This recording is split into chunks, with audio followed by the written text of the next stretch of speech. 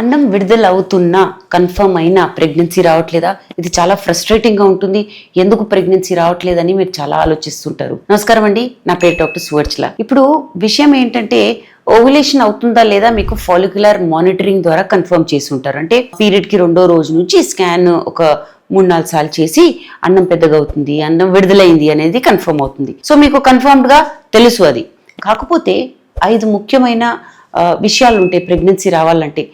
అండం విడుదలవ్వడం, definitely tube బాగుండడము, కణాలు అండం దాకా వెళ్ళడము, అంటే కణాలు కూడా బాగుండడము, ఫలదీకరణం అవ్వడము, ఎంబ్రియో తయారయ్యాక గర్భసంచిలోకి వచ్చి అతకడము, ఇంప్లాంటేషన్ అంటారు. సో ఇవి 5 చాలా ముఖ్యమైన విషయాలు. ఇవి అన్నీ అవ్వాలి. సో ప్రాబ్లం ఎక్కడ రావచ్చు? ప్రాబ్లం అండం విడుదల అవ్వడం ఒకటే కాదు కదా, అండం క్వాలిటీ కూడా బాగుండాలి. ఇప్పుడు ఈ అండం క్వాలిటీ ఏంటంటే క్రోమోజోమ్స్ లోపల బాగుండాలి. క్రోమోజోమ్స్ బాగాలేవు అంటే ఏజ్ పరంగానో ఏదో ఒక విషయం, అంటే ఎండోమెట్రియోసిస్, ఏజ్ పరంగానో, హార్మోనల్ ఇంబ్యాలెన్సెస్ వల్ల ఇవి బాగాలేవు అనుకోండి. అలాంటప్పుడు అండం క్వాలిటీ బాగాలేకపోవడానికి కూడా ఒక కారణం ప్రెగ్నెన్సీ రాకపోవడం. తర్వాత ట్యూబ్ బ్లాక్ ఉండొచ్చు. ఈ ట్యూబ్ బ్లాకేజ్ ఉండడం వల్ల అండం విడుదలైనా సరిగా ట్యూబ్లోకి రాలేకపోతుంది. కణాలేమో అండం దాకా చేరలేకపోతున్నాయి. చేరినా అవి చాలా చిన్నగా ఉంటాయి. చేరినా ఫలదీకరణం అయిన తర్వాత కూడా అవి పిండం ఏదైతే కొంచెం పెద్దగా ఉంటుంది కదా, అది గర్భసంచిలోకి రాలేకపోతుంది. సో ఈ సమస్యలు ఉండొచ్చు. కణాలు బాగుండకపోవచ్చు, అంటే కౌంట్, మోటిలిటీ, మార్ఫాలజీ బాగున్నా డిఎన్ఏ ఫ్రాగ్మెంటేషన్ ఉండొచ్చు. అంటే కణంలో ఉన్న క్రోమోజోమ్స్, కణంలో ఉన్న డిఎన్ఏలో ఏదైనా డిఫెక్ట్ ఉందనుకోండి, అలాంటప్పుడు కూడా ప్రెగ్నెన్సీ రాకపోవచ్చు. ఇవన్నీ కాకుండా గర్భసంచిలో విషయాలు ఉండొచ్చు. అంటే ప్రొజెస్ట్రాన్ సరిగా లేకపోవడము, లోపల ఫైబ్రాయిడ్స్ ఉండడము, ఎడినోమయోసిస్ వల్లనో, అక్కడ ఉన్న ప్రాబ్లమ్స్ వల్ల, యూట్రైన్ ఇష్యూస్ వల్ల ప్రెగ్నెన్సీ రాకపోవచ్చు. మళ్ళీ హార్మోనల్ ఇష్యూస్ ఉంటాయి. అంటే హార్మోనల్ ఇంబ్యాలెన్స్ ఉండడం వల్ల థైరాయిడ్ ఎక్కువ తక్కువ ఉన్నా, ప్రోలాక్టిన్ ఎక్కువ తక్కువ ఉన్నా, ప్రొజెస్ట్రాన్ సరిగా లేకపోయినా, ఈ సమస్యలు ఉన్నప్పుడు కూడా పిండం తయారైనా గర్భసంచి మీద అతకదు. సో ఓవ్యులేషన్ అవుతుంది, నాకు బాగానే ఉంది, మా ఆయన కణాలు బాగున్నాయి అని అనుకోకండి. ఇంకా వివరంగా చూడాలి ఎక్కడ సమస్య ఉందో.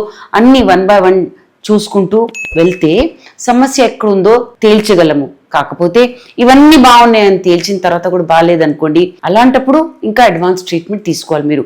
బికాస్ సైన్స్ అక్కడ దాకే వెళ్ళింది ఇప్పుడు దాకా. ఇవన్నీ చూసుకుంటూ మనము ట్రీట్మెంట్ ఆప్షన్స్ ఇస్తామే కానీ ఇంకా మాలిక్యులర్ లెవెల్లో, అంటే సెల్స్ లెవెల్లో ఏమవుతుందో, మాలిక్యూల్స్ లెవెల్లో ఏమవుతుందో ఇంకా సైన్స్ అక్కడ దాకా వెళ్ళలేదు. కాబట్టి ఇవన్నీ బాగున్నాయి అయినా ప్రెగ్నెన్సీ రావట్లేదు, ట్యూబ్ బాగుంది, స్పర్మ్ ఇవన్నీ బాగున్నాయి అయినా ప్రెగ్నెన్సీ రావట్లేదు అంటే నెక్స్ట్ ట్రీట్మెంట్ ఆప్షన్స్కి వెళ్ళండి. ఉట్టి ఫాలిక్యులర్ మానిటరింగ్ కాదు, టాబ్లెట్స్, ఇంజెక్షన్స్ తీసుకొని అండం విడుదల చేసేటట్టు చేస్తారు. దీని తర్వాత భార్యాభర్తల్ని కలవమంటారు. దీంతో ఏమవుతుందంటే అండం విడుదల అవ్వడం అనేది మన కంట్రోల్లోకి వస్తుంది. ఖచ్చితంగా తెలుస్తుంది ఏ టైంలో విడుదలవుతుందని. సో అదొక మంచి విషయం.